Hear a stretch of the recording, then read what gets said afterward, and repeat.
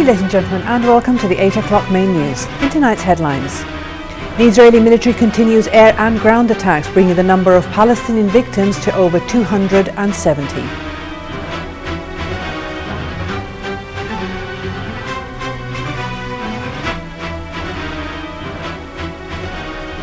A Syrian monitoring group says more than 90 people are killed after fighters seized a gas field in central Syria. Malaysia calls for those responsible of downing the Malaysian plane to be brought to justice. And Ukrainian Prime Minister Yatsenyuk calls for international investigation into Malaysian plane crash.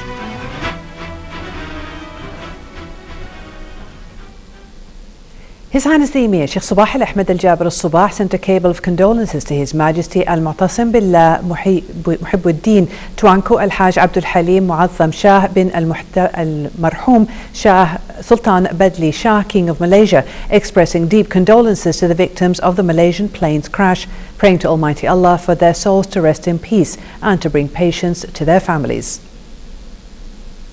His Highness the Crown Prince Sheikh Nawaf Al-Ahmed Al-Jaber Al-Sabah sent a cable of condolences to His Majesty Al-Mu'tasim Billah Muhibbuddin Tuanku Al-Haj Abdul Halim Mu'azzam Shah bin Al-Marhum Sultan Badli Shah, King of Malaysia, expressing deep condolences to the victims of the Malaysian plane's crash, praying to Almighty Allah for their souls to rest in peace and to bring patience to their families. His Highness Sheikh Jabir Al-Mubarak Al-Hamad Al-Sabah, the Prime Minister, also sent a similar cable. The Minister of Public Works, Electricity and Water Abdulaziz Al-Ibrahim toured the Jamal Abdel Nasser Highway and Al-Jahra Highway, which are two major roadworks, saying that they will serve to alleviate traffic congestion and tie-ups in two customarily crowded regions of Kuwait when they're finished. More details with Hiba Abdul Rahman in the following report. While checking the progress of two major important thoroughfares, Minister of Public Works, Electricity and Water Abdulaziz Al-Ibrahim said that work on the Jamal Abdel Nasser Highway has resulted up to now in having finished about 37% of it, and its total completion is expected by the mid of 2017. He said that it was more than 60% finished, with the expectation that it will be completed totally by the first half of 2016. Emphasizing the crucial importance of these two mega projects in easing traffic congestion in the northern and western regions of the country, the minister noted that the Jamal Abdel Nasser Highway would eventually cost 242 million KD at completion time and will serve the traffic needs of areas, among other places, around the campus of Kuwait University, the Ministry of Defense Complex, Al-Shuwaykh Port, and a number of major hospitals in the part of the country.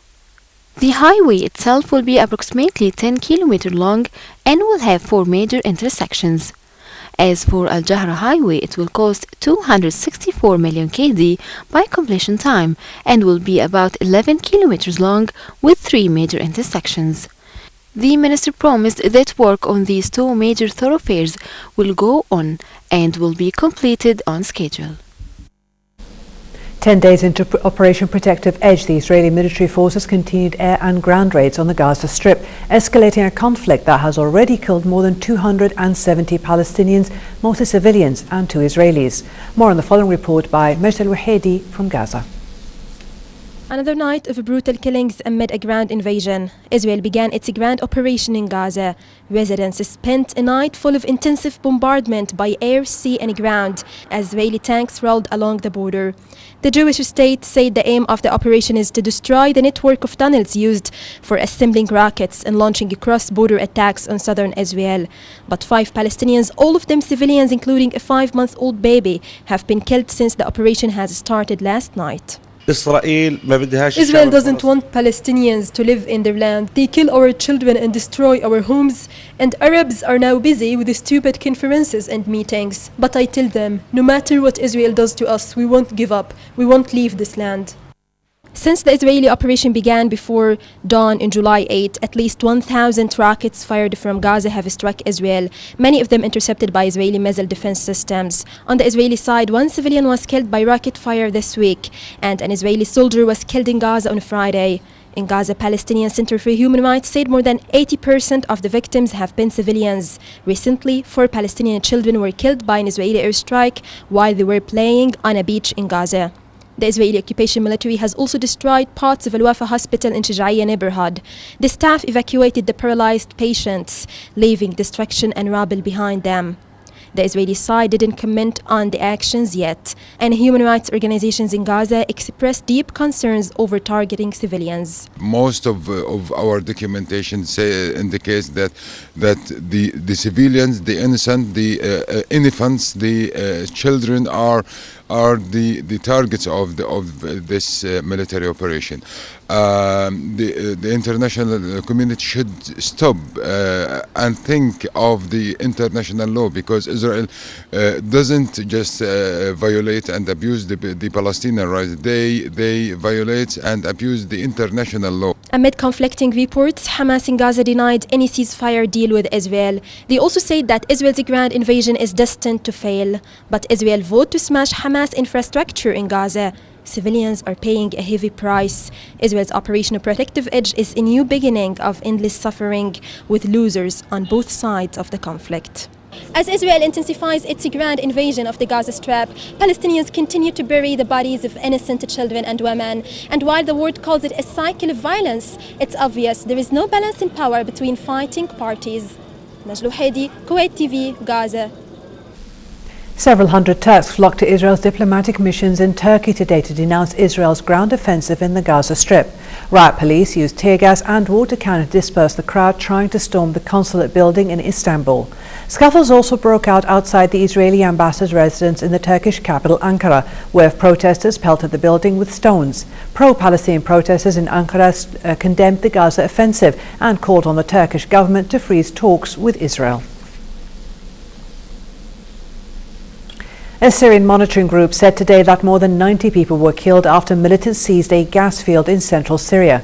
The militants attacked the Sha'ar gas field east of the ancient site of Palmyra yesterday morning. According to the Syrian Observatory for Human Rights, 23 guards were killed by the militants as of yesterday, and more casualties were reported today. An activist in Homs province said 12 members of the militant group had been slain in the fighting, adding that dozens were killed on the government side. United Nations Secretary General Ban Ki-moon met yesterday with the newly appointed veteran UN official Staffan de Mistura, a former UN Special Envoy to Afghanistan and Iraq, who is replacing Lakhdar al-Brahimi as the international mediator seeking an end to Syria's civil war. Ban also introduced the Deputy Special Envoy for Syria, Ramzi Izzeddin Ramzi. The UN chief said together they would spare no effort to help stop the violence and achieve a Syrian-led inclusive political situation, meeting the democratic aspirations of the Syrian people. The move came amid worsening violence as militants seized areas of Syria and Iraq, and after Syrian President Bashar al-Assad was re-elected in a June 3rd poll, described by Ban as a blow to international efforts to end the conflict. Ban also said that the Syrian people had suffered enough and too long, adding that it was time for action and it was time for peace. Malaysia's Minister of Transport, Liao Tong Lei, said today that the downing of a Malaysian jetliner above Ukraine was an outrage against human decency, and that his country called for those responsible to be swiftly brought to justice. Lei, speaking at a news conference in Kuala Lumpur, also defended the use of the route over Ukrainian airspace, saying that the plane was flying over an internationally approved route used by other airlines.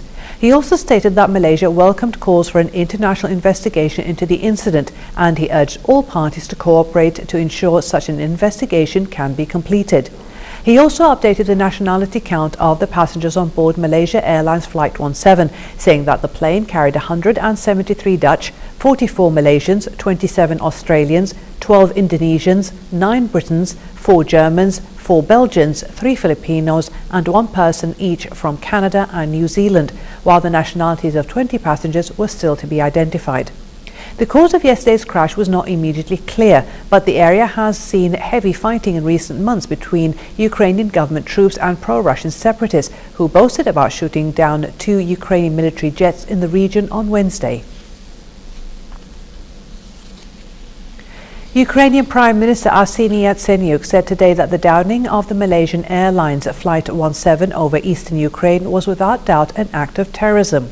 In an address to Ukrainian businessmen, the Prime Minister also said that the Ukrainian pro-Russian separatists, who he referred to as bandits, were not allowing Ukrainian investigators access to the scene of yesterday's crash. He called on foreign leaders to mount an international investigation into the incident. Meanwhile, U.S. intelligence authorities said a surface-to-air missile was responsible for downing the jetliner, killing 298 people, but couldn't say who fired it. German Chancellor Angela Merkel today pledged sensible talks with the United States over the country's differences on American spying. However, Merkel is not expected a quick resolution to the matter. A year of tension between the Western allies over spying and surveillance peaked last week when Berlin demanded that the top U.S. intelligence official in the country leave in response to 2 cases of alleged American spying in Germany. Merkel said the trust can only be restored through talks and certain agreements, on which she didn't elaborate. She added that Germany will seek such talks without making any concrete announcement now. The new issue of the Kuwaiti banknotes was developed to guarantee excellent quality, security measures and aesthetic appeal, while commemorating Kuwait's many accomplishments, its citizens' uplifting spirit and other national aspects. There have been 6 issues of the Kuwaiti currency since the introduction of the state's legal tender in 1961, and their release throughout the decades has been influenced by various factors, whether trade, business, war or counterfeiting and security. The Central Bank of Kuwait also traditionally issues brand new notes every Eid holiday in order to meet the demands of citizens and residents. Sarah Glab has this report on the history of the Kuwaiti currency. From an historic perspective, banknotes and coins have been in circulation in Kuwait since more than 200 years before BC. Evidence of this has been substantiated with the discovery of silver and copper coins from the era of Alexander the Great on Failaka Island. Then in 1790 came the Austrian rial, which became the trading currency. Several other coins passed through Kuwait, such as the Persian currency, the Ottoman gold lira.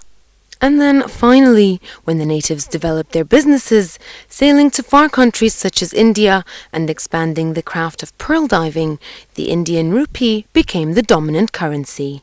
The new issue, which is the 6th issue, has the Kuwaiti flag as its base. And it has incorporated most of the iconic sites within Kuwait just to show the development that has taken place, and also to show how the people of Kuwait are proud of their also heritage. So the banknote on one side reflects the history and the traditions and the culture, and on the other side it shows most of the developments that took place by showing the iconic buildings and sites within Kuwait. No, we maintained exactly, so they are exactly the same denominations. We also maintained the same size. So we're still talking about 20, 10, 5, 1 dinar, half and a quarter. However, the Kuwaitis were aware of the necessity to issue their own national currency that was set to international standards. Thereby, on October 10, 1960, an Amiri decree was issued declaring that the dinar will be the basic denomination of the Kuwaiti currency, and accordingly, the Kuwaiti Monetary Council was set up. In April the same year, the Kuwaiti dinar was officially released into circulation. Back then, the denominations were divided into 5, including the 10 dinar, the 5 dinar, 1 dinar, half, and quarter. And they bore miniature pictures of the late rulers of the state of Kuwait, along with key national facilities such as Al Shuwaykh High School, a major cement factory, and Kuwait's port.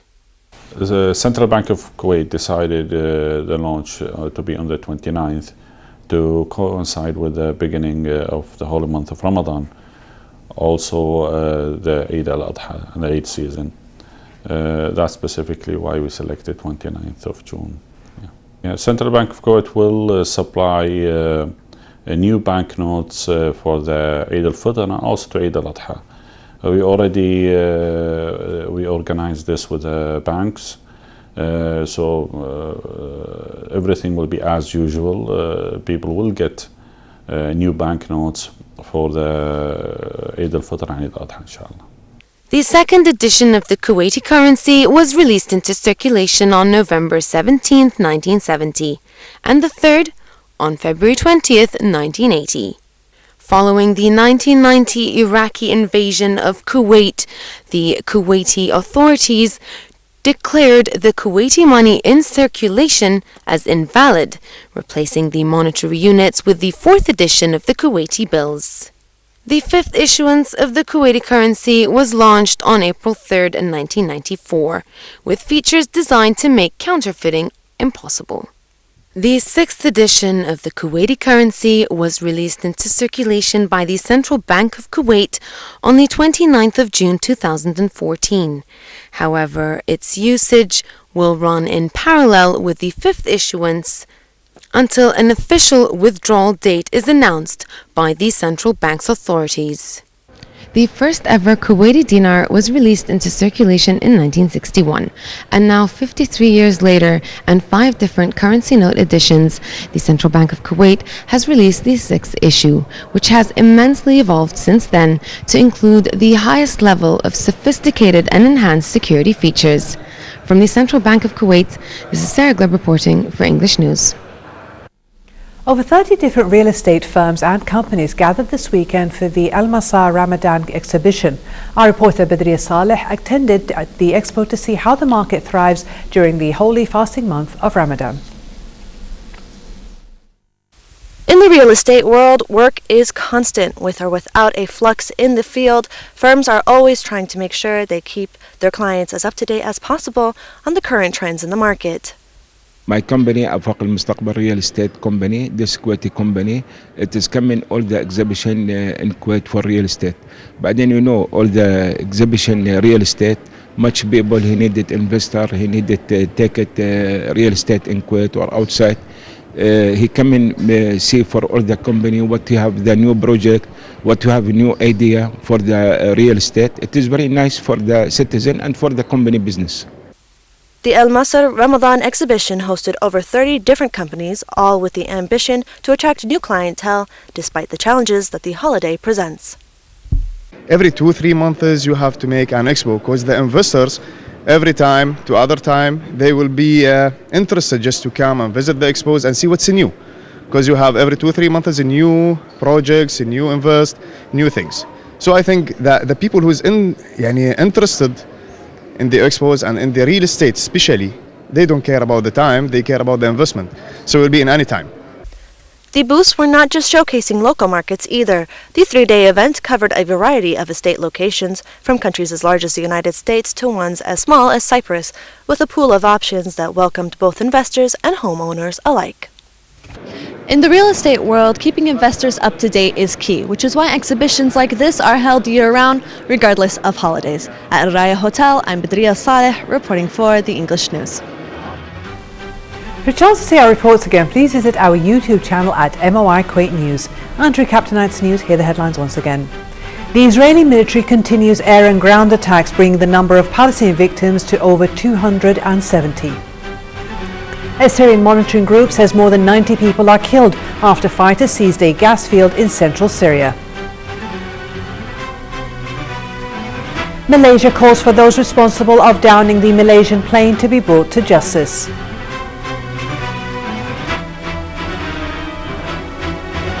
And Ukrainian Prime Minister Yatsenyuk calls for international investigation into the Malaysian plane crash. Thank you for watching.